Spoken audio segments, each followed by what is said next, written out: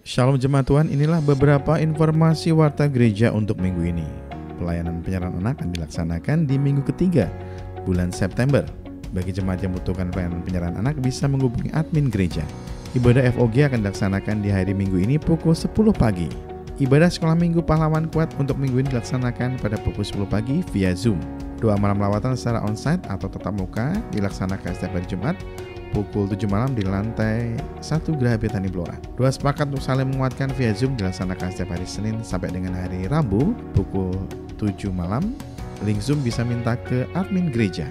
Bagi jemaat yang positif COVID dan butuhkan obat bisa menghubungi Saudari Ayi di nomor WA 0811 3328 884. Obat disediakan oleh 5 O'Clock Generation. Persembahan dan perpuluhan dapat dikirim ke rekening kas gereja di BCA nomor 196 977 7779 atas nama GBI Betani Blora.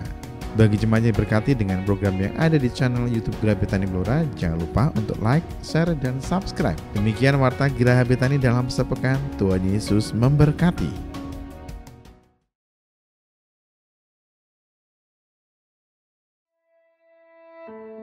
Inilah gereja yang kulihat. Gereja yang dibangun di atas dasar Yesus Kristus sebagai batu penjuru dan gembala agung, yang altarnya selalu penuh dengan orang-orang yang bertobat dan hatinya haus dan lapar akan Roh Kudus, yang menaikkan pujian dan penyembahan dengan penuh cinta karena karyanya di atas kayu salib yang sempurna. Inilah gereja yang kulihat. Gereja yang menjadi rumah doa dan pemulihan bagi suku-suku bangsa dan bahasa. Rumah tempat kita semua bersatu hati, tumbuh bersama sampai serupa Kristus dan memenangkan jiwa. Yang sakit akan disembuhkan, yang lemah akan dikuatkan, saling menopang dan berbagi sebagai kesatuan tubuh Kristus dengan Yesus Kristus sebagai kepala. Inilah gereja yang kulihat, yang api kegerakan kasih-Nya tidak pernah padam dari generasi ke generasi, dan kerinduan hatinya untuk melayani dan menjangkau jiwa-jiwa yang terhilang. Gereja yang seperti lumbung Yusuf, selalu diberkati dan menjadi berkat. Gereja yang mengabarkan pesan kebenaran Injil Kristus melalui media, kebudayaan, pendidikan, marketplace, keluarga, politik, dan kesehatan. Gereja yang berdampak dan menjadi terang dan garam. Dan gereja yang kulihat itu adalah kita.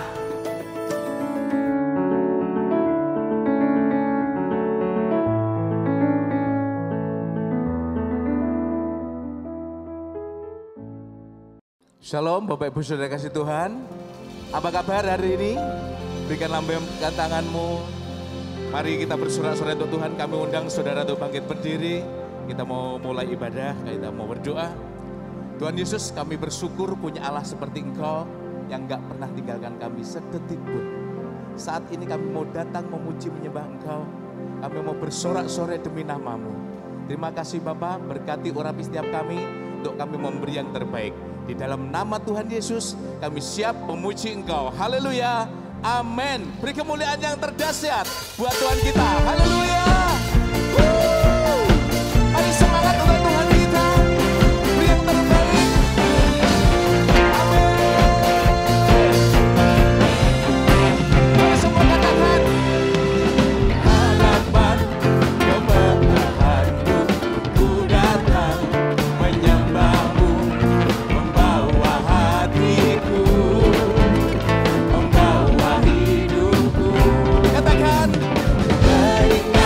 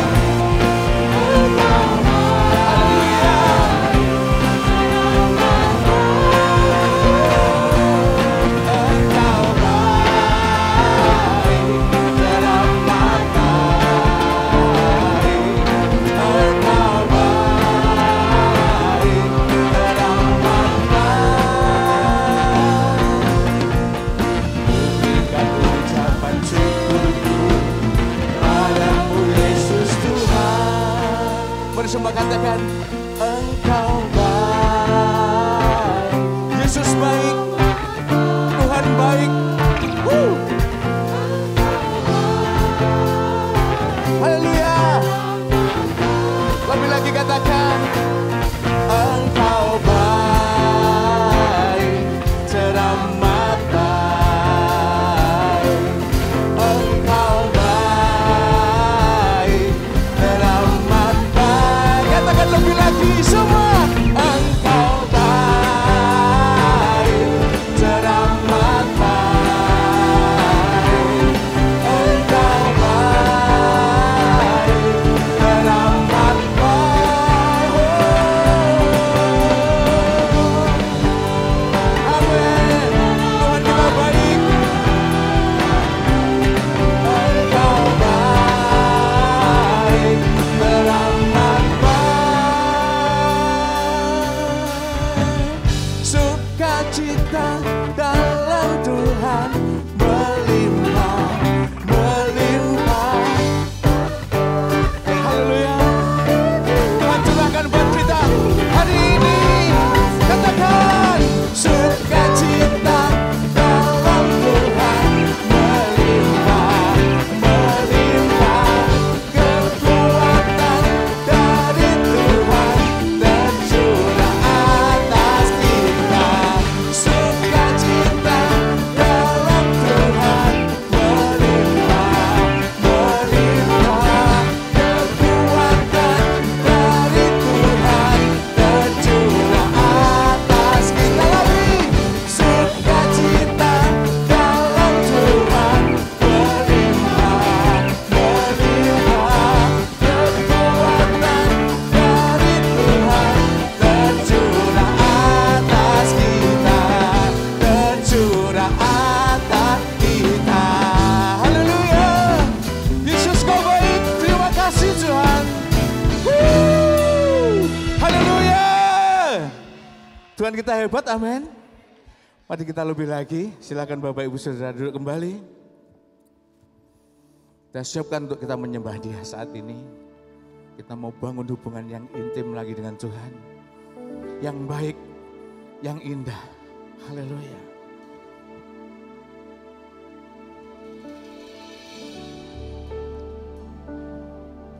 Terima kasih Tuhan Yesus. Terima kasih Bapa. Ini pujian kami.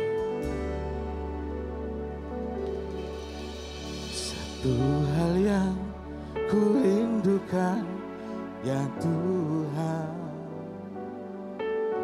selalu berada di dekat-Mu.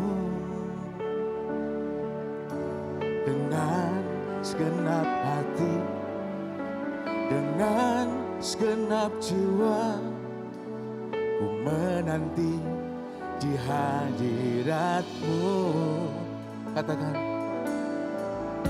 satu hal yang ku rindukan, ya Tuhan, selalu berada di dekat-Mu. Dengan segenap hati, dengan segenap jiwa, ku menanti di hadirat-Mu.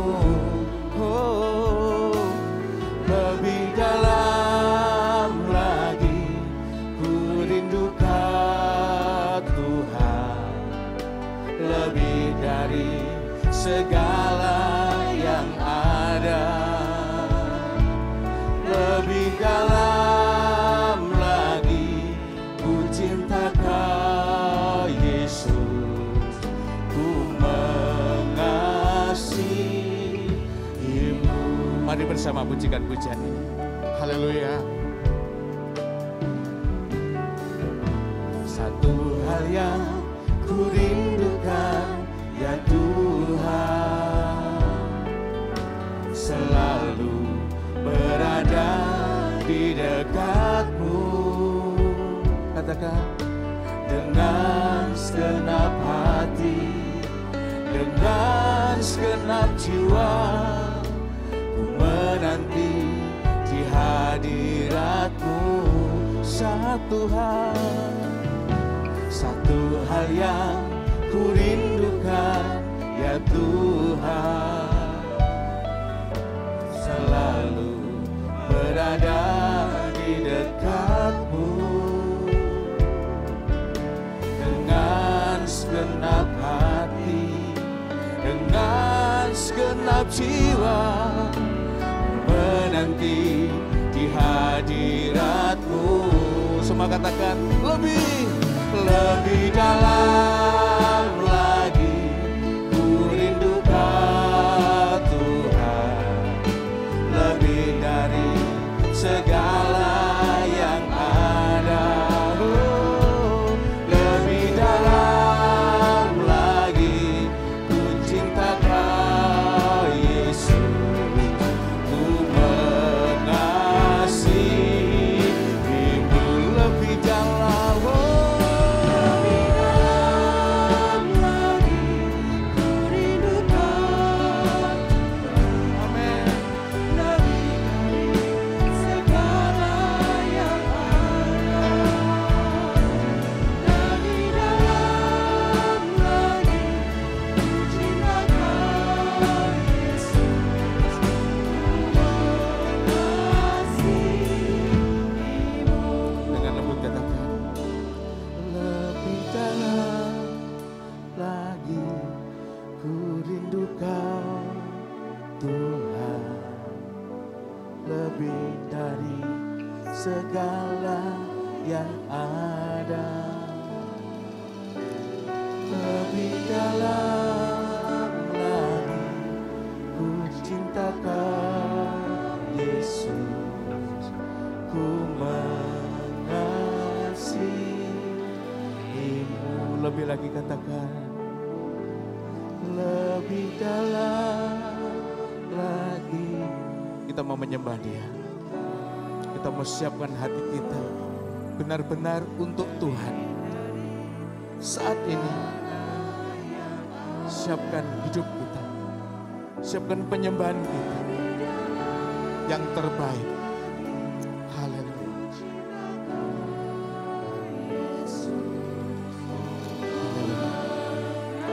Katakan sekali lagi, lebih dalam. Lebih dalam lagi ku rindukan Tuhan, lebih dari segala yang ada.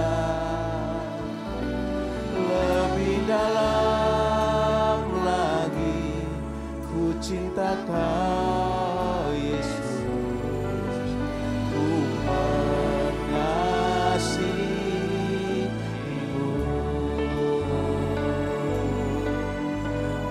mengasihimu,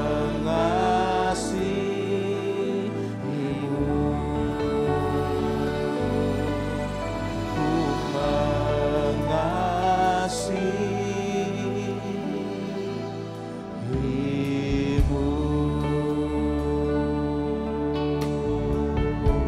Mari angkat suara kita saat ini, berikan yang terbaik, syukur, penyembahan yang terbaik buat Dia. Berikan dari dalam hati kita yang paling dalam. Saat ini Tuhan melihat setiap kita, Tuhan dekat dengan kita, Tuhan ada di hidup kita. Haleluya, haleluya. Terima kasih Bapa, terima kasih Tuhan Yesus, Kau mengasihi kami, Kau menyertai kami Bapa. Lembutkan hati kami Bapa, untuk menyembah-Mu, untuk memuja-Mu Tuhan Yesus. Oh, ini hidup kami Tuhan, ini hati kami. Berikan buat Engkau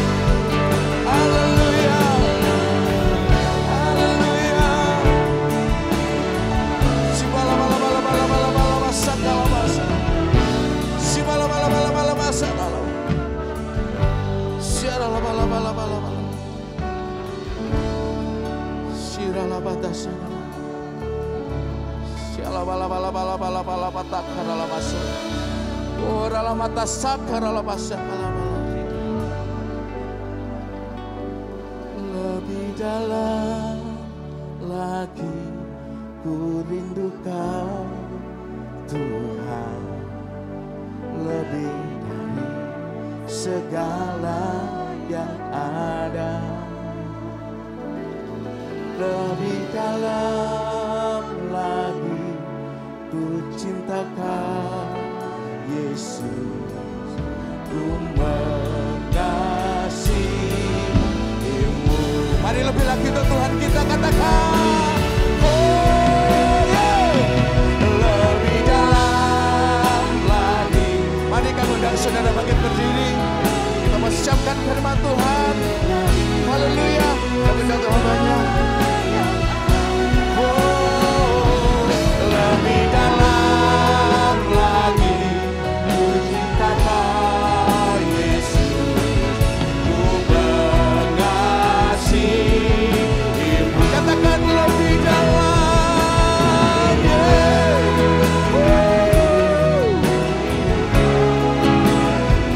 Lebih dalam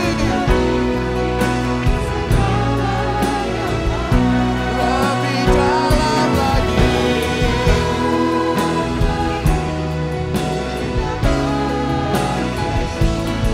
ku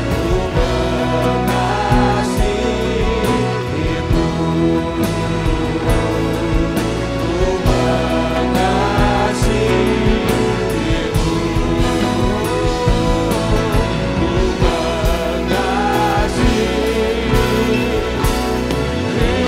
ku mengasihimu. Itu mudah buat Tuhan aja kita, Yesus Tuhan kami.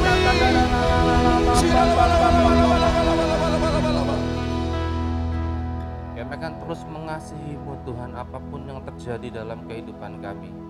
Kami mau lebih dalam mengikuti Engkau. Kami mau lebih dalam mengikuti apa yang menjadi kemauan dan kehendak Tuhan dalam kehidupan kami.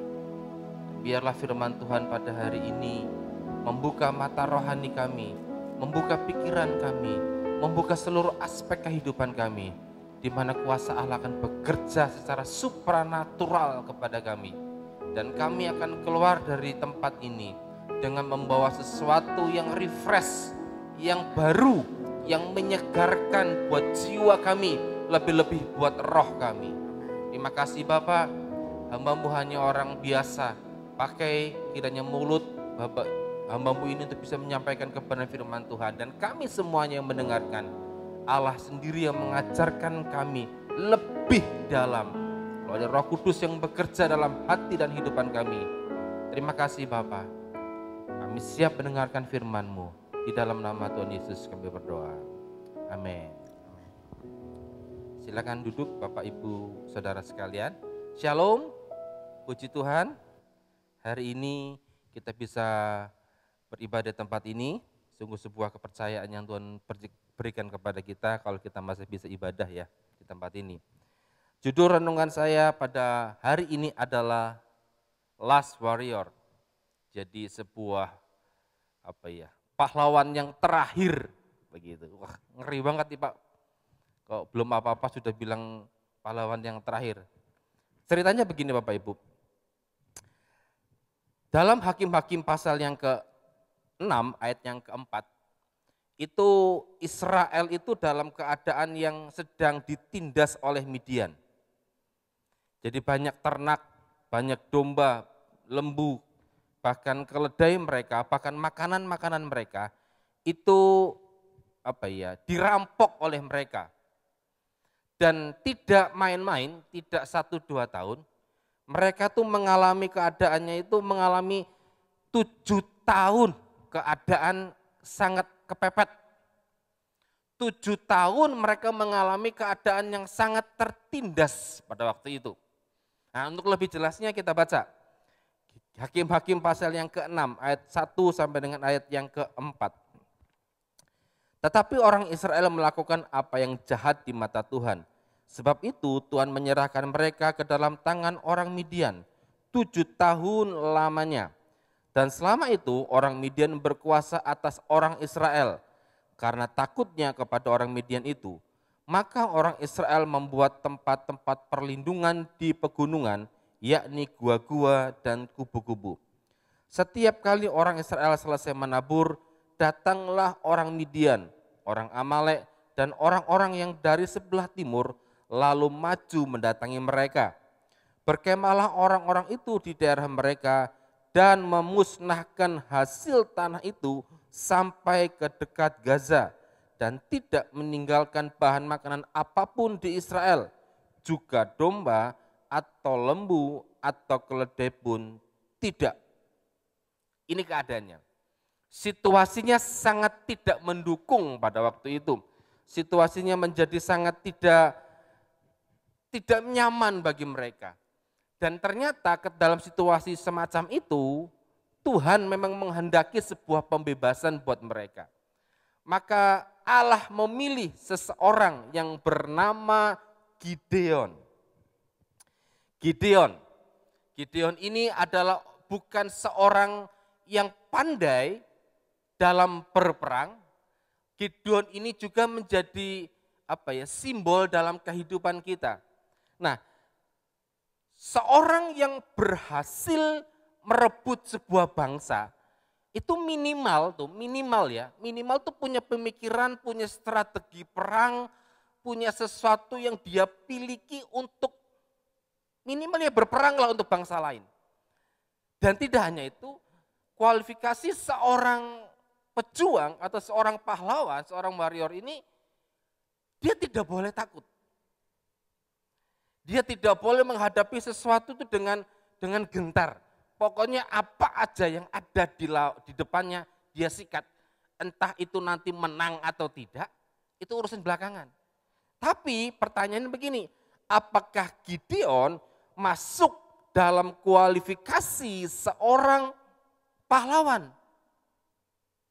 Jawabannya tidak sama sekali. Jawabannya sangat tidak. Dalam Hakim-Hakim pasal 6 ayat 11 sampai 24 itu lebih diceritakan. Bagaimana ketika Tuhan datang pada Gideon, siapkan dirimu lah istilahnya begitu. Kamu akan jadi orang yang memimpin bangsa Israel, membebaskan Israel dari tentara Midian dan Amalek. Tuhan masa begitu sih? Loh aku betulan loh. Aku nggak percaya dan banyak hal yang dilakukan, banyak alasan. Dan dia juga melakukan sesuatu perbuatan yang memang dasarnya itu takut Bapak Ibu. Pertanyaannya begini, kalau Gideon tidak masuk dalam kualifikasi seorang pahlawan, seorang warrior, seorang yang nantinya dipakai oleh Allah untuk membebaskan Israel, kenapa Tuhan masih pilih dia? Sederhananya begini, kamu itu nggak cocok di situ. Kamu tuh nggak bisa di situ. Di area itu kamu nggak bisa. Tapi Tuhan tetap bilang kepada Gideon. Sampai akhirnya Gideon minta 2 kali tanda Bapak Ibu. Dan tanda itu digenapi oleh Tuhan sendiri. Dan dia baru merasa yakin bahwa yang ngutus itu bukan dewa-dewa. Yang ngutus itu Tuhan yang maha kuasa, Allah yang maha tinggi. Allahnya orang Israel. Tidak masuk kualifikasi, tapi kenapa tetap dipilih oleh Allah? Jawabannya adalah karena dia orang yang mau. Oke Tuhan, aku mau, walaupun dengan kata tapi. Kalau Bapak perhatikan di pasal yang ke-6, secara keseluruhan itu 40 ayat, itu ceritanya seru itu, negosiasi antara Gideon dengan Tuhan. Sudah terpilih nih, sudah melakukan kehendak Allah nih, dia masih tanya lagi, Tuhan, aku minta tanda lagi dong kalau engkau betul-betul menyuruh aku, bayangkan. Jadi sebetulnya dalam hatinya itu penuh dengan keraguan. Aku ini bisa enggak ya? Aku ini dipilih enggak ya? Aku ini menjadi sebuah orang yang telah ditetapkan Tuhan atau tidak ya? Padahal jelas-jelas Tuhan sudah ngomong ke dia. Nah di akhir zaman ini Bapak Ibu Saudara sekalian, Tuhan sedang mencari pahlawan-pahlawannya yang akan mengerjakan banyak proyek-proyek Allah.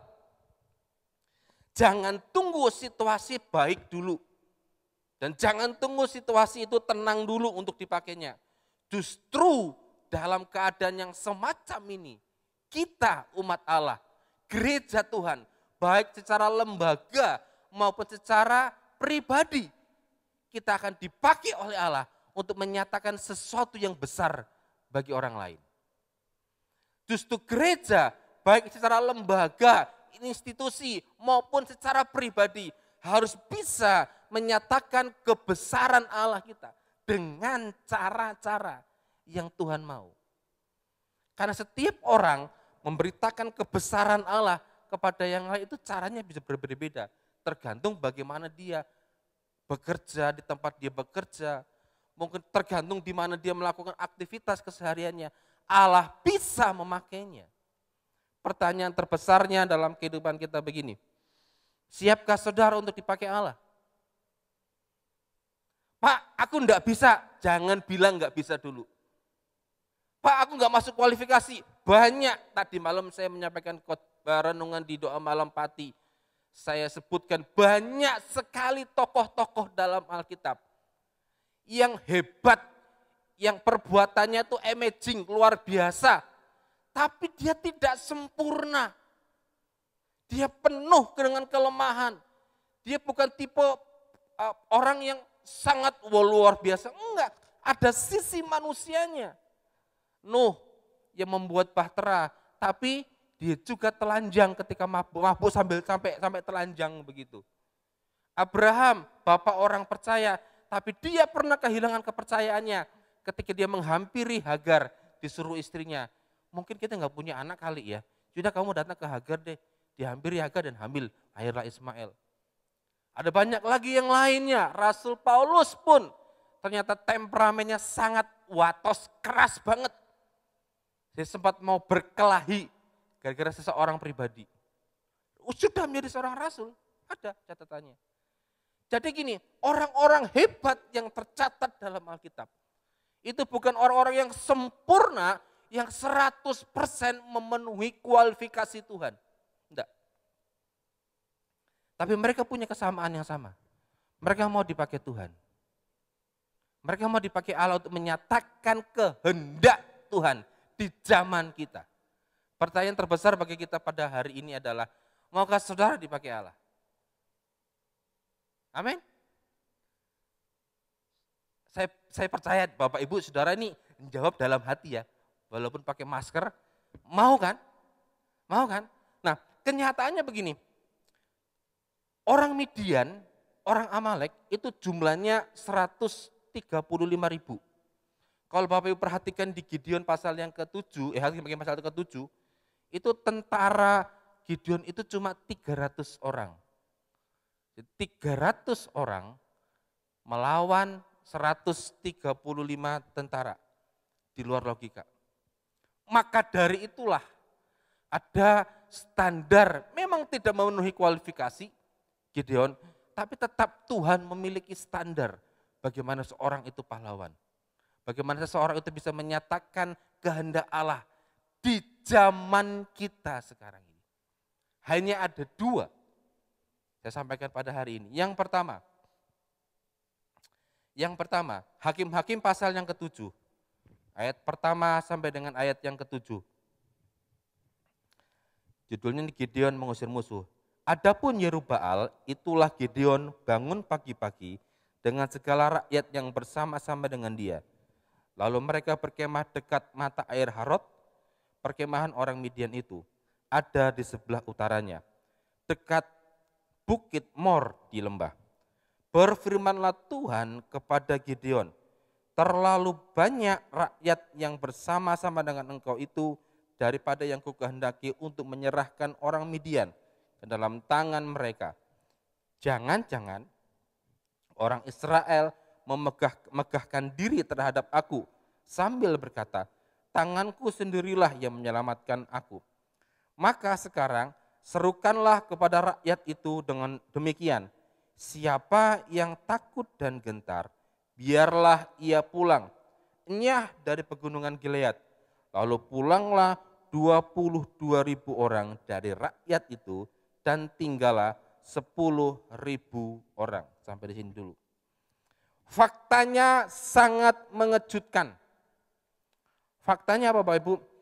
Dari 32.000 orang yang dikumpulkan oleh Gideon, saringan pertama, tes pertama, tidak lolos itu 22.000. Itu sudah lebih dari 50%. Itu sudah lebih dari setengahnya. Kenapa mereka pulang? Sederhana begini, siapa yang takut dan gentar, biarlah ia pulang. Ini gambaran. Kalau Bapak Ibu lihat pasal sebelumnya, ceritanya begini, Gideon itu punya teman-teman juga. Dia bilang, kamu pergi dong ke suku ini, kamu pergi ke suku ini, rekrut dong orang-orang. Dan ketika mereka merekrut orang-orang untuk datang kepada Gideon, mereka datang. Mereka datang untuk bersama-sama Gideon berperang melawan Midian Amalek. Awalnya datang, direkrut, diajak mau. Tapi kenyataannya dalam hatinya, sebetulnya dia takut. Dan Tuhan tahu. Dan Tuhan tahu Bapak Ibu, kalau orang-orang itu adalah orang yang sangat ketakutan dalam hatinya yang paling dalam, dia mengalami ketakutan yang luar biasa. Tuhan tahu. Makanya tes pertama, yang takut pulanglah. Kadang begini, apa yang kita lakukan sekarang itu sebetulnya tidak sesuai dengan hati kita. Misalkan contoh sederhana nih, Saya kan kalau hari Jumat, hari Sabtu itu kadang broadcast tuh, ayo yang mau daftar ibadah begitu kan. Dan Gembala FA juga mungkin ngomong ke grupnya masing-masing di WA-nya masing-masing, ayo dong yang mau daftar ibadah siapa. Mungkin ada di antara Bapak Ibu, alah Jan, di WA nih meneh, nih Pak Ade, di WA nih ibadah enggak.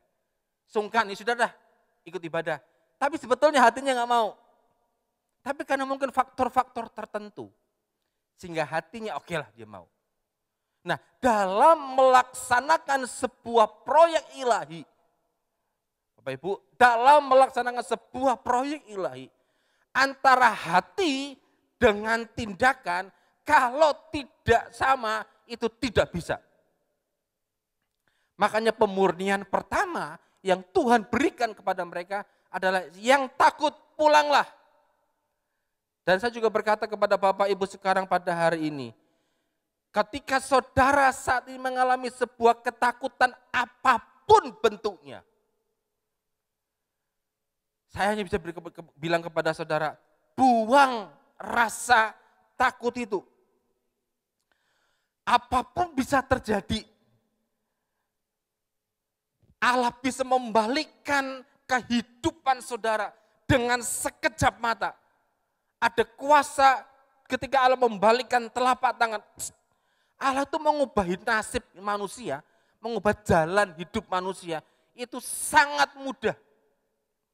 Bahkan ketika orang-orang berusaha untuk mereka-rekakan hal yang buruk kepada kita, Allah bisa mengubahnya untuk kebaikan bagi kita. Jadi semua ketakutan apapun yang saat ini saudara alami, semua yang menjadi ganjalan sehingga aku tidak bisa melangkah, sehingga saudara tidak bisa berbuat apa-apa. Hari ini saya berkata kepada saudara, jangan pernah takut. Buang ketakutan saudara, sebab Allah ada di sana. Jelas sekali bahwa ketakutan itu bisa membuat seseorang menjadi seperti dikendalikan oleh kuasa kegelapan. Syarat pertama untuk menjadi seorang pahlawan adalah apa?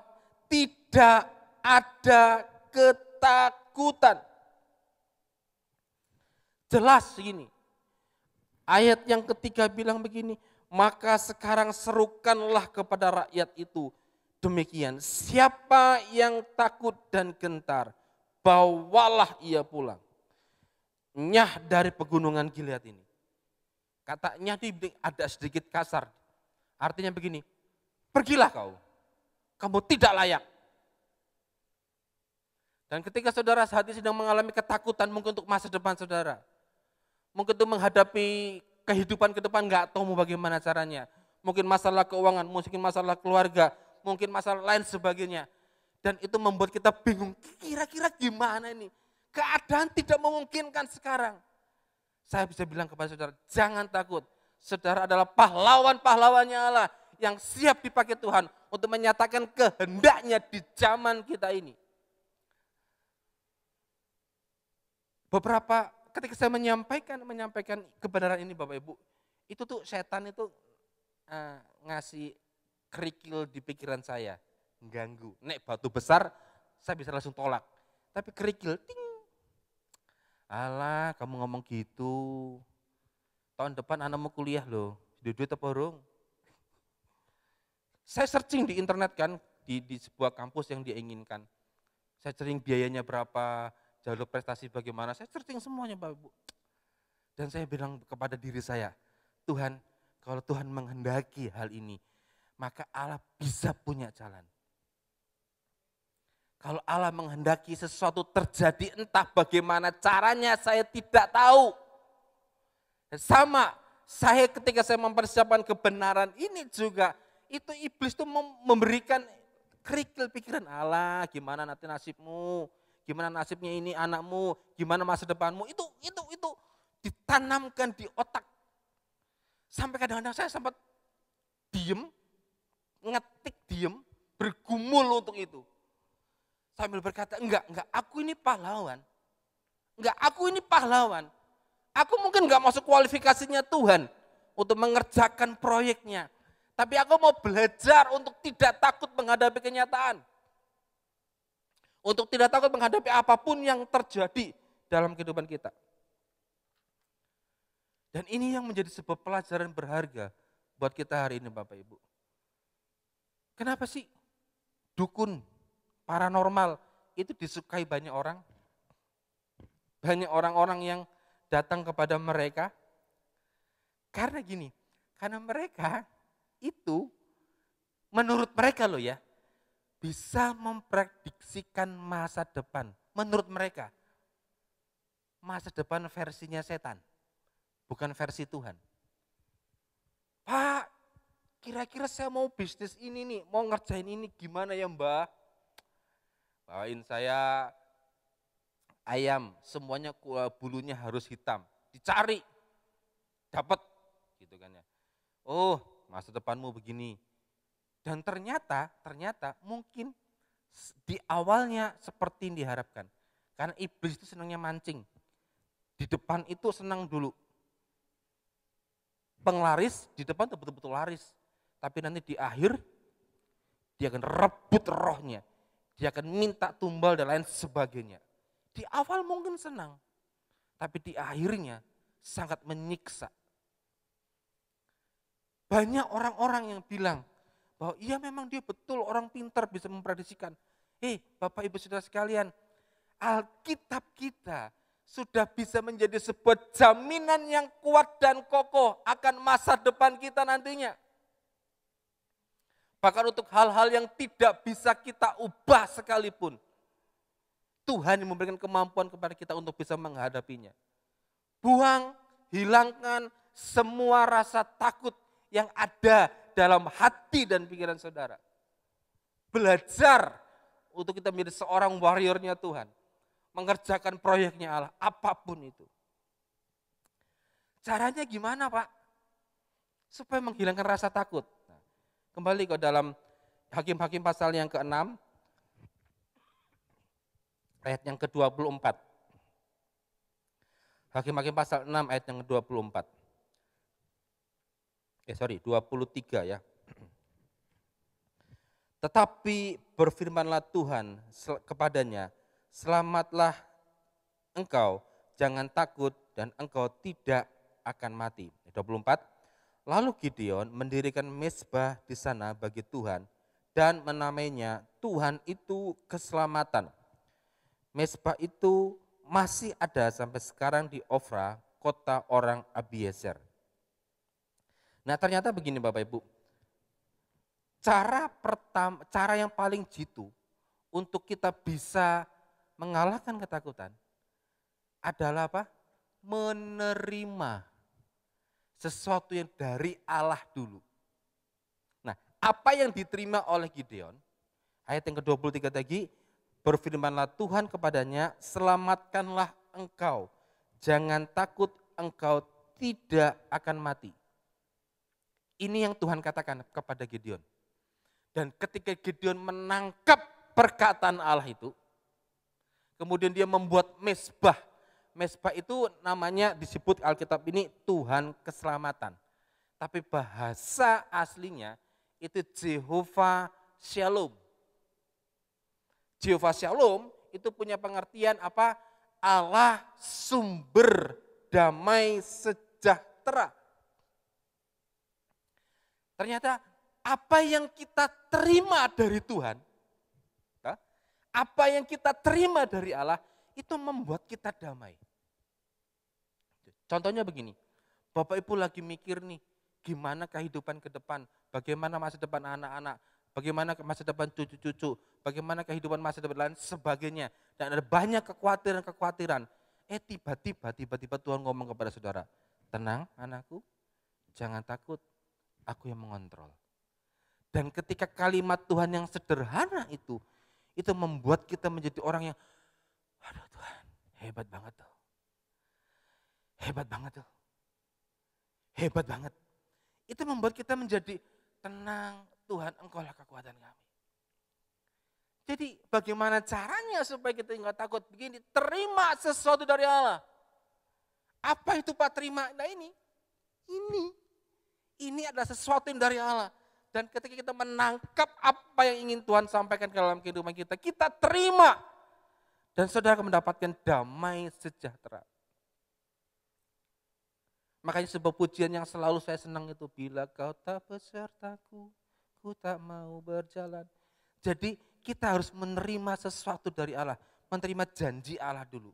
Apakah itu banyak? Alkitab adalah berisi tentang berbagai macam janji Allah. Kita harus sadar hal ini, bahwa Tuhan ada dalam masa depan kita.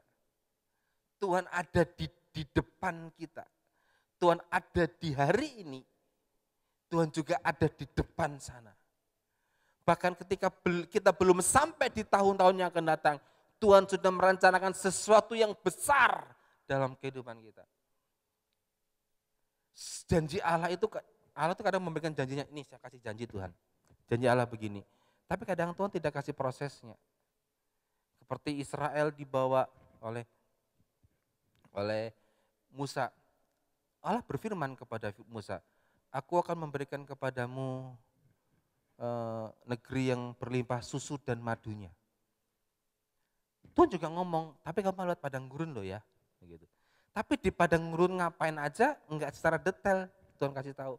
Tapi ketika mereka jalan dulu, jalan saja, penyertaan Allah pasti diberikan. Kualifikasi pertama, jangan takut. Jangan takut. Yang kedua, ayat yang keempat, Hakim-Hakim pasal yang ke-7. Tetapi Tuhan berfirman kepada Gideon, masih terlalu banyak rakyat, suruhlah mereka turun minum air, maka aku akan menyaring mereka bagimu di sana. Siapa yang kufirmankan kepadamu, inilah orang yang akan pergi bersama-sama dengan engkau, dialah yang akan pergi bersama-sama dengan engkau. Tetapi barang siapa yang kufirmankan kepadamu, inilah orang-orang yang tidak akan pergi bersama-sama dengan engkau, dialah yang tidak akan pergi. Lalu Gideon menyuruh rakyat itu turun minum, dan berfirmanlah Tuhan kepadanya, barang siapa yang menghirup air dengan lidahnya seperti anjing menjilat, haruslah kau kumpulkan tersendiri. Demikianlah juga orang yang berlutut untuk minum. Jumlah orang yang menghirup dengan membawa tangannya ke mulut ada 300 orang. Tetapi yang lain dari rakyat itu semuanya berlutut minum air. Jadi tes yang kedua itu apa? Orang itu disuruh minum, mana yang langsung nyeruput gitu, mana yang pakai tangan. Mana yang pakai tangan. Nah, yang pakai tangan itu 300 orang. Ini bicara masalah apa Bapak Bu? Ini bicara masalah sikap hidup. Ini bicara masalah attitude. Di luar sana itu banyak orang-orang yang hebat. Banyak orang-orang yang luar biasa, punya keahlian-keahlian khusus, tapi sikapnya, sikap hidupnya tidak sesuai. Di luar sana banyak orang-orang yang memang mempunyai spesifikasi sangat baik, sangat memenuhi kriteria untuk menjadi orang yang baik dan sukses. Tapi sayang, sikap hidupnya tidak mencerminkan dia orang yang sukses. Ternyata yang kedua bukan cuma tidak takut, tapi yang kedua adalah sikap hidup itu menentukan dalam kehidupan kita. Jelas di sini Bapak Ibu, bahwa Allah menginginkan kualitas hidup saudara juga menjadi sebuah prioritas dalam kehidupan ini. Jangan sampai sikap hidup yang saat ini kita lakukan, yang kita hidupi, itu mengganggu rencana Allah. Contohnya apa? Saudara sering tersinggung, sering marah, melihat orang lain berhasil kok iri, melihat orang lain lebih sukses, lebih hebat, kita alah dia paling mencibir begitu loh. Alah dia paling begini, alah dia paling begitu. Nyinyir dalam bahasa itunya. Ada juga orang-orang yang sombong, merasa dirinya paling hebat dan paling bisa. Egois. Sudah, aku nggak peduli orang lain, yang penting aku selamat, yang penting aku enak. Orang lain bontang-panting terserah karepmu. Ini attitude, ini sikap. Nah, dan menjadi seorang pahlawan bukan cuma sekedar berani berperang, bukan cuma sekedar berani mengalahkan musuh-musuhnya, tapi bagaimana sikap hidupnya. Seringkali yang terjadi adalah apa? Promosi Allah tidak diberikan kepada seseorang. Bukan karena dia tidak mampu, bukan karena dia bukan orang yang hebat, tapi karena dia tidak bisa mempunyai sikap hidup yang baik. Pinter enggak? Pinter. Hebat enggak? Hebat. Luar biasa enggak? Luar biasa. Wani orang wani banget, tenanan bagus. Tapi tidak dipromosikan Tuhan. Kenapa? Karena attitude-nya tidak baik. Dan Allah sangat concern untuk hal ini. Mari pahlawan-pahlawannya Tuhan, hari ini perbaikilah sikap kita, perbaikilah attitude kita. Jangan sampai kita menjadi mengejar sesuatu yang bersifat wah, tapi dasar kehidupan kita. Saya punya teman Bapak Ibu, wah dia sering KKR. Sering KKR gitu kan. Dan dia ngaku ke saya, wah dulu kalau saya KKR senang enak. Dia main musik gitu kan. Sambil dia main musik, dia lihat yang di bawah cewek-cewek. Wah, itu sudah incer. Nanti kalau sudah dapat, oh cantik. Selesai main musik dia turun. Wah, nanyain gini, kemudian chatting-chattingan sampai akhirnya melakukan hal-hal yang tidak baik. Di setiap kota dia melakukan hal seperti itu. Tapi dia dipakai Tuhan loh. Dengan main musiknya begitu maksudnya. Dan ketika ditanya, ayo gabung main musik di gereja ini. Pertanyaannya begini, oke, saya main musik di tempatmu berapa satu kali main musik? 150.000. Sorry saya nggak mau. Gereja itu 250.000. Ya? Mungkin dia punya sesuatu keahlian. Tapi sikap attitude-nya. Dan sampai hari ini hidupnya begitu-begitu aja. Terakhir saya kontak dengan dia sekitar 1 bulan yang lalu, ya biasa-biasa aja. Tidak ada sesuatu esensi dalam kehidupannya. Dan dia bilang begini, kenapa ya? Kenapa ya? Kok begini Tuhan sama saya?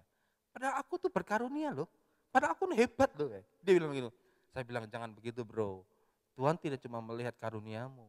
Bagaimana dengan karaktermu? Terus dia diam. Ah bisa aja loh. Loh saya bilang saya serius dengan dia. Bukan cuma orang yang berani. Tapi sikap hidup. Dan saya meyakini kita adalah pahlawan yang luar biasa. Yang siap memenangkan berbagai macam pertempuran di depan. Dan setelah kita menjadi orang yang memenang, kita mempunyai sikap hidup yang baik. Karena cara berperang juga menentukan bagaimana seorang menjadi yang hero, seorang pahlawan sejati atau tidak. Ada orang yang memenangkan peperangan karena licik. Mengangkat dirinya tinggi, tapi menjatuhkan orang lain. Membuat bisnisnya meledak booming, tapi memfitnah bisnis orang lain. itu bukan attitude yang baik. Kalau saudara ingin dibesarkan oleh Allah, menjadi seorang pahlawan-pahlawan Tuhan, beranilah dan miliki sikap hidup yang baik. Amin. Saya undang pemain musik, worship leader, singer, kita angkat pujian.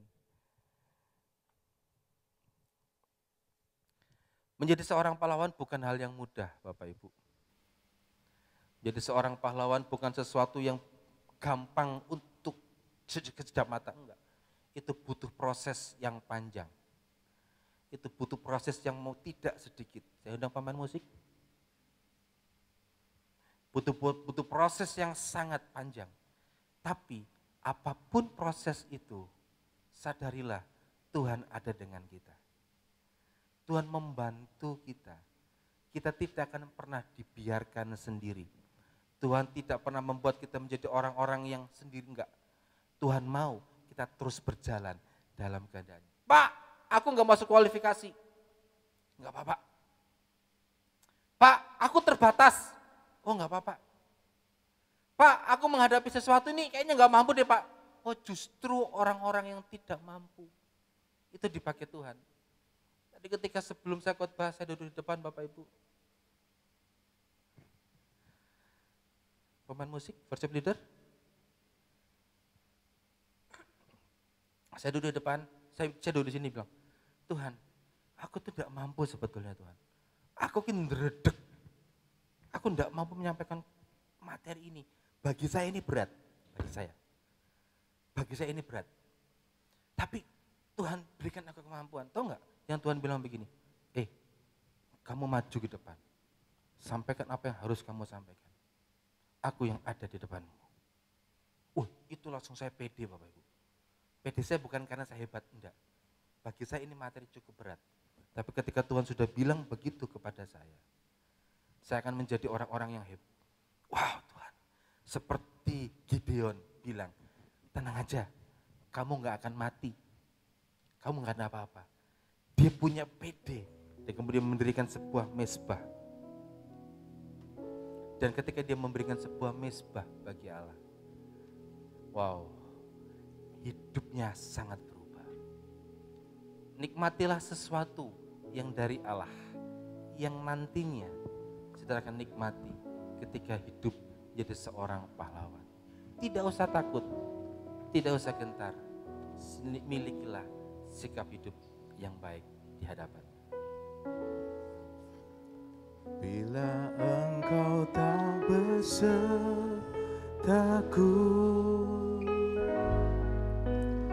ku tak mau berjalan.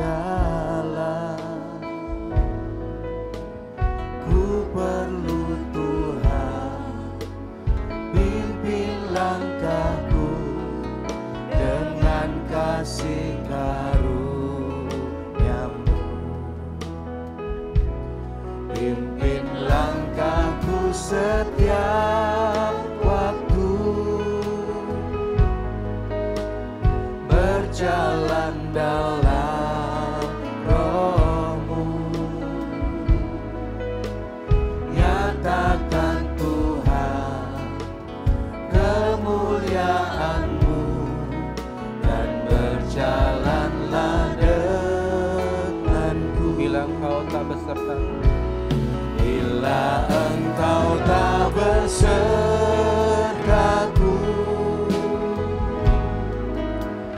ku tak mau berjalan. Ku perlu Tuhan, pimpin langkahku dengan kasih karunia-Mu. Pimpin langkahku setiap waktu, berjalan dalam Roh-Mu. Nyatakan Tuhan, mari kita berdiri bersama-sama. kemuliaan-Mu dan berjalanlah denganku. Bila engkau tak besertaku,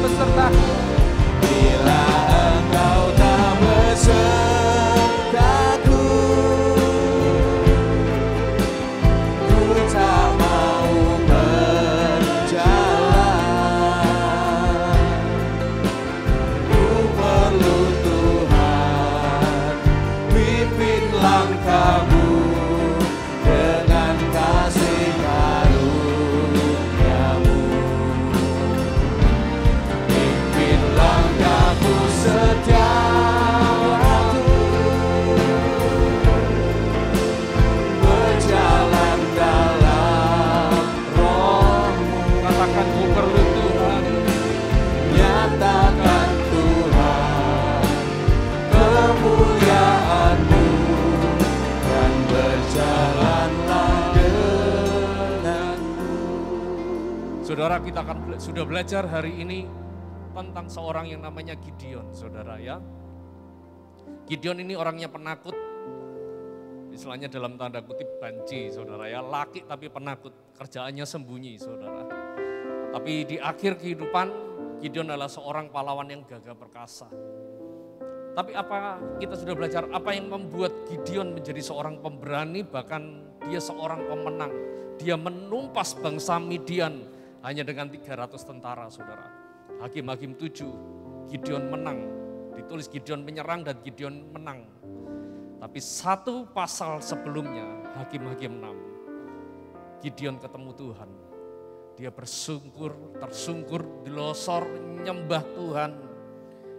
Dan Gideon tidak melepas matanya daripada Tuhan, saudara. Itulah yang membuat Gideon menang. Hari ini, ayo kita nih datang sama Tuhan. Mungkin saudara melihat masalah saudara begitu banyak. Badai begitu besar. Gak pernah selesai dan gak akan pernah selesai kalau saudara ukur dengan kekuatan sendiri.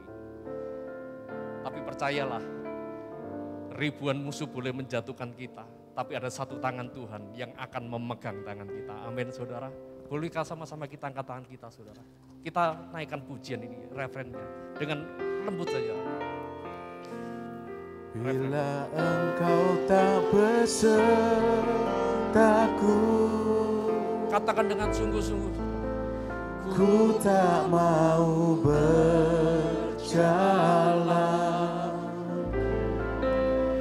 Ku perlu Tuhan, kami perlu Kau Tuhan. Pimpin langkahku ya, dengan kasih karunia-Mu. Jangan pandang masalahmu, pandang Tuhan saja. Pandang matamu. Oh Rapasyaka waktu. Kau adalah perisai kami Tuhan. Kau yang memimpin setiap kami dalam Roh-Mu. Nyatakan Tuhan kemuliaan-Mu dan berjalanlah denganku. Sekali lagi saudara, lebih lembut saudara. Saudara yang nyanyi sendiri. Bila Engkau tak besertaku, biar ini menjadi doa kita pagi hari ini. Ku tak mau berjalan. Izinkan Tuhan menghampiri. Ku perlu Tuhan, pimpin langkahku dengan kasih karunia-Mu. Pimpin langkahku setiap waktu, berjalan dalam Roh-Mu. Nyatakan Tuhan kemuliaan-Mu dan berjalanlah denganku.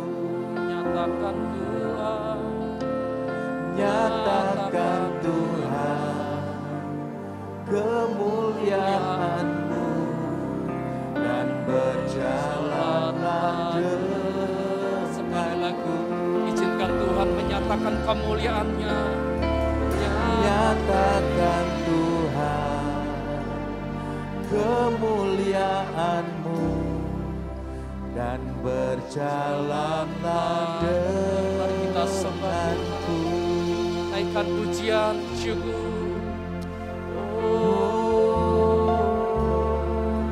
Kau yang berserta dengan kami Tuhan.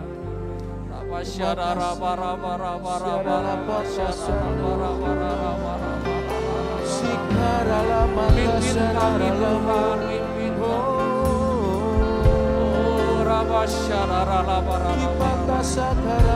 Mari kita menyerahkan setiap kehidupan kita.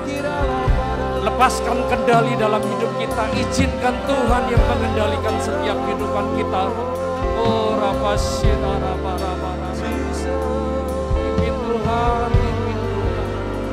Ku mau berjalan denganmu. Berjalanlah Tuhan, kembali dengan kami Tuhan. Sekali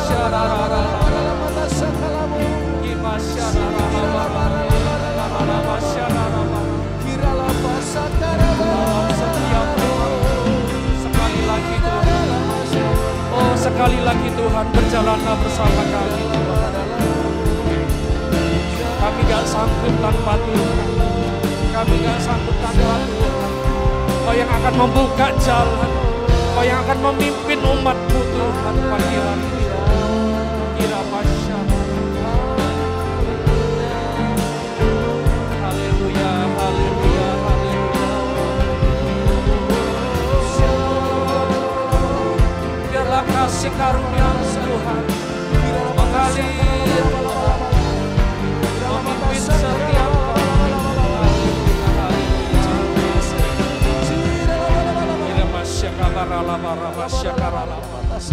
7 tahun bangsa Israel meninggalkan Tuhan, saudara. Dan 7 tahun mereka mengalami kekeringan. Tidak ada satupun hasil yang mereka nikmati. Karena mereka meninggalkan Tuhan. Tapi di satu waktu, bukan inisiatif manusia, tapi inisiatif Tuhan di surga. Karena Dia sangat mencintai umat-Nya. Hari ini kita sedang mencintai, kita sedang menyembah Tuhan yang mencintai saudara. Dan hari ini Tuhan kalau hadir di tengah-tengah kita, Dia mau hati kita berbalik kepada Tuhan. Ayo, izinkan hati kita ini berbalik kepada Tuhan. Katakan, Tuhan, ini aku Tuhan.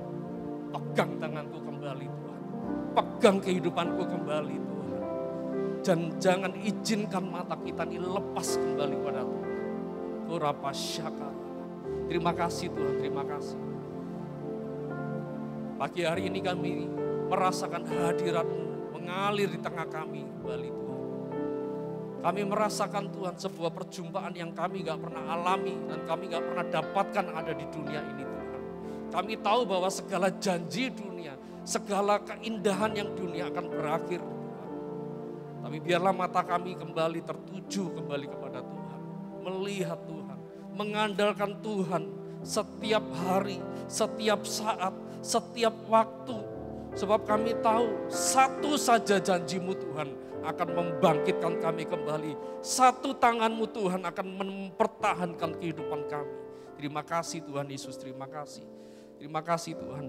Biarlah setiap benih firman yang kami dengar ini akan bertumbuh dalam setiap hati dan roh kami Tuhan. Kau berkati juga Tuhan hamba-Mu yang sudah menyampaikan firman. Memberkati kami semua, Tuhan tambah-tambahkan pengurapan berkat-Mu pada kehidupan keluarganya, bahkan kepada masa depan apapun yang Tuhan percayakan dalam hidupnya. Terima kasih Tuhan, terima kasih. Mari sama-sama saudara kita mempersiapkan persembahan kita pagi hari ini dan kita angkat, kita bawa di hadapan Tuhan.